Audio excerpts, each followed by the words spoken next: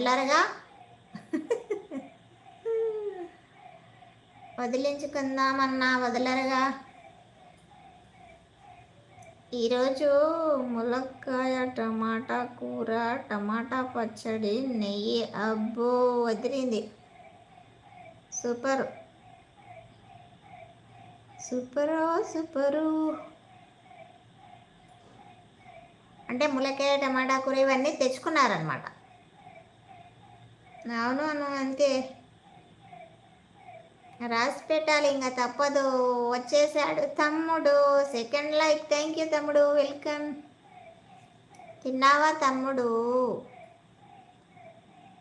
ఏం తిన్నావయ్యా?